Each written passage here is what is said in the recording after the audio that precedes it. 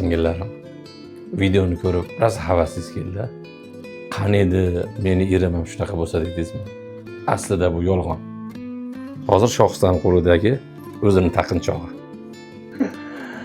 Siz internetda ko'rayotgan 90% hammasi yolg'on. Hammasi axvatini ko'tarish, PR, er-xotin temasidagilar, er-xotinlar hammani maqsadi axvatini ko'tarish.